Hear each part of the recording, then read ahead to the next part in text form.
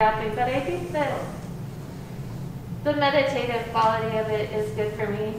And I try to be like, I have all these rules about it, because you have to be disciplined when you work at home and do your own thing, and I'm not always disciplined, but I have before noon I kind of do it in silence, and then a couple hours I'll listen to a book on tape, and then at the end of the day I can turn on a TV show and just finish out the day with a nice easy couple.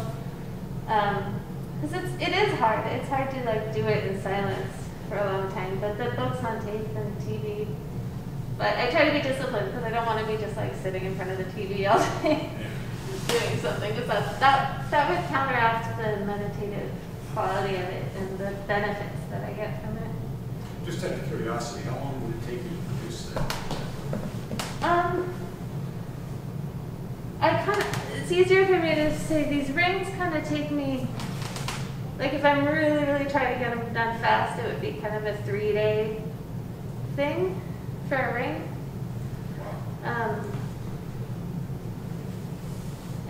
Yeah, so. It's very dedicated. Yeah. I mean, I've had some big pieces that I had to create really fast. I did a piece for Washington Artists Trust for their auction, and they had a wall about the size of that back wall.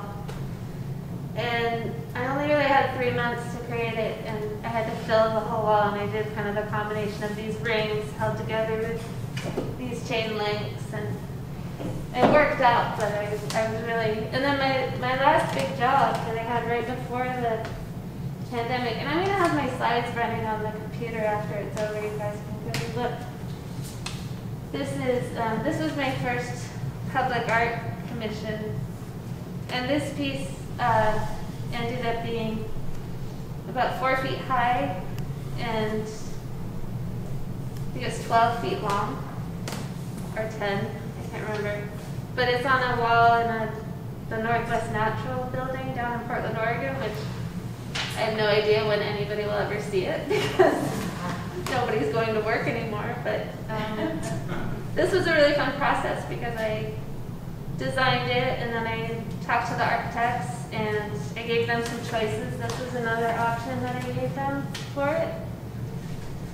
And it was really fun because it was my first kind of collaborative experience with architects. And they made a few tweaks that they wanted me to, originally it had rocks in it, but one of the owners was just not into the rocks thing. I think it reminded her of snakes or something, and she had a fear of it, so we took the rocks out, and we put in a few more chain links, and then there was an area down here that they thought was too boxy, so I added this square.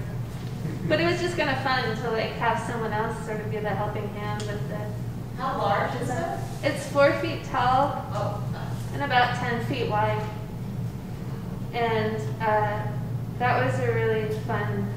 But I only had 3 months to make it because the design process took as long as it took, and the approval process. So I had to work pretty much 10 hours a day until it was done. So, but this was a really fun project, and I hope to get more projects like that. Oh, the other thing that I didn't talk about was the different size wire. This one is 24 gauge wire, and this one I think is 22, and this one I think is 20. So, when you see them all together, and then also some of the wire has less black coating on it. I use a dark annealed steel wire, and it's just sort of the luck of the draw when it shows up from the manufacturer. You can kind of see that these are 2 different colors. But with this piece is actually made up of 4 separate pieces. And I did each one with a different size wire, so it creates a really subtle nuance to the piece. So that's another thing that's kind of important in my work. Yeah. For the armature of it, do you always use the same gauge wire, or do you change that as well? No, that's almost always baling wire, and it's 16 gauge, Uh-huh. and it's great because it's super cheap, and yeah. Actually, one of the first pieces I made large, that was one of my kind of breakthrough moments, was when I realized that I could make separate pieces like this and hang them together to make a bigger piece. And the first one I tried to do was a tapestry-like thing. And that was when I figured out that not only did they have to be separate pieces, but you couldn't just hang them all on each other, because when I finished the piece, it had a bunch of chain links and stuff, so it weighed a lot. And so the top pieces, like, imagine if you had like a chain link and then another thing and another thing, and it's just hanging off of this. Like, this one's getting all stretched out. So it wasn't, and I was using 18 gauge wire, which is thinner at the time. So it just had no structure to it. And the first time I hung it, it like started to warp. So I ended up cutting apart the piece and making it into like 5 separate pieces. But yeah, the 16 gauge is much better. So I learned that, but it's still, like, this would actually take a lot because I have the 16 gauge and the 20 gauge. So you guys, after this, you can totally come up and touch this and feel how much more solid this one is compared to these. But yeah, that's the nice thing about my work, is that the material is inexpensive. Like, most of my price is from time and my fingers. So, does anybody have any other questions? Has anybody seen Martha Sawa's work? Yeah, she was from San Francisco, and at the DM Museum down there, if you're ever in San Francisco, you can go to the tower room of that museum and her work. And she is in there permanently, and she used like heavy gauge bronze wire, which is not inexpensive at all. It's very expensive. But her stuff is, at this point, probably like getting to be like 70 years old, which is really incredible to see the patina on her work. There's some of the bronze pieces have gone so gray. Like, some of them, she used different kinds of bronze, and different kinds of bronze ages differently. Some goes green, some goes gray. But she has one piece that's just, it is a slide of it Misha, that's just the same color as the wall. So you basically just see the shadow of the piece. And that was something that's really inspiring to me, because I really do think about the shadows and the lighting of the pieces. Because I can make a piece like this, you know, the way you light it, it can take up even more presence in a room because of the shadow. And one of the things I've been thinking about playing with is making some white pieces. So I've played around with powder coating my work, and it works really well. So I would really love to do some white pieces on white walls, just to see what that would do.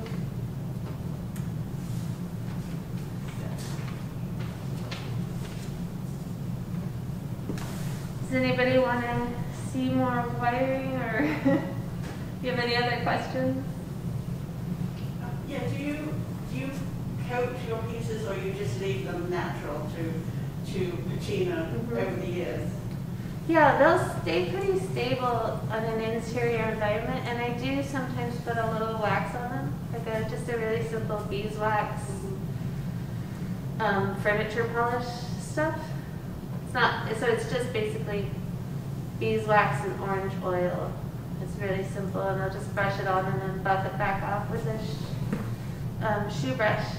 But I had a couple people buy pieces and hang them outside, and they do get a rust patina on them, which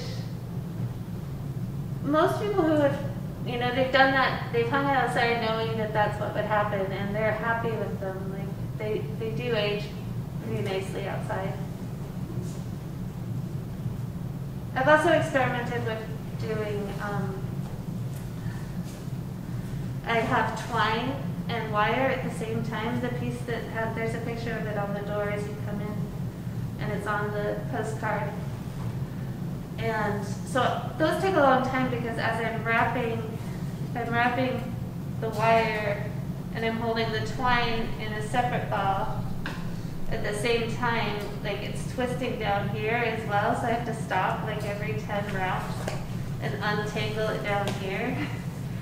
So those pieces are really not meditative and fun at all. They're very frustrating. Yeah. But it's a cool, it's a really cool effect. And then I took one of those and I left it on my friend's roof for a year. And it was just a small piece like this. And it was really cool because the twine makes the water stay more and it accelerates the rusting process. And the twine and the wire kind of gets so thick with rust that it starts to almost build up. And it just changes the whole feel of the pieces. So I would like to in the future do a large one and put it outside and have that process happen and see how far it can go. The other thing I've thought about doing is and Ruth Asawa did this too, is electroplating. And because the pieces are entirely made of metal, that's why the powder coating works so well on them, because that's how powder coating works. It's like an electrolytic reaction with the paint. So with electroplating, you can, like I could dip this in brass plating and just leave it in there for a really long time. And the wire, the brass would start to build up on the wire, and it would just start to, I mean, it could almost go as far as looking at like ceramic, a lot of her pieces that she did like that, because the metal can just build infinitely on it as long as you keep it in the tank. But that would cost a lot of money to do that. But and it's not great. Like the other thing I like about my work is that it's just like the process of making this steel wire is probably really bad for the environment. But that's where it kind of stops. Like at that point, I'm just sitting around wrapping wire, and then my piece that gets created is just steel, so it's just gonna rust. And so I kind of feel like I love oil paintings, and I love all these things in the art world, but I also get like really sort of like, I don't want to work with oil paint, and I don't want to like have any sort of toxic things in my work. So I was also exposed to that for a long time too at the metal shop. Yeah. How do you treat the rocks? You just wash them and polish them, or what? Yeah, I wash them and sometimes I wax them. I think there's wax on most of these rocks. And then I recently did a commissioned piece, and the designer really wanted the rocks to pop a lot more, so I whitewashed them a little bit and then put wax on that. And that worked really well.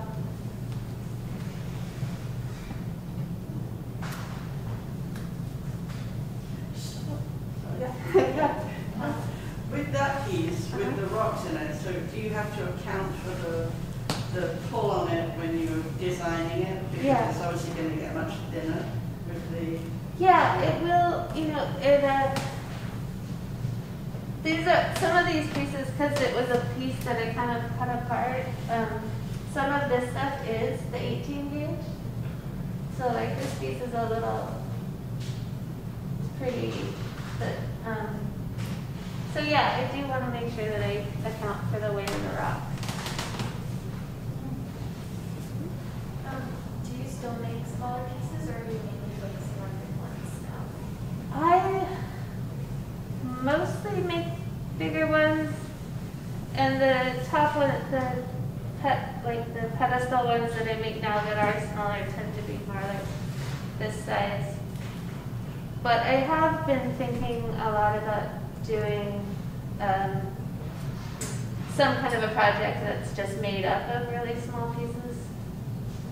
Maybe some sort of I don't know. But yeah. I try to make it, now that I can make them bigger, I like it.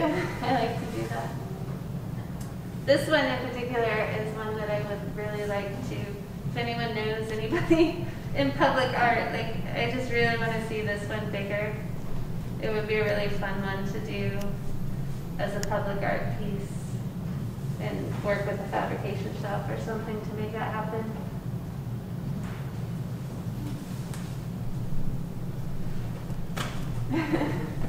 So I'm going to get my slideshow going so you guys can look at it, and then I also have that sketch over there. It's kind of fun to look at the sketch right next to the piece. And thank you for coming.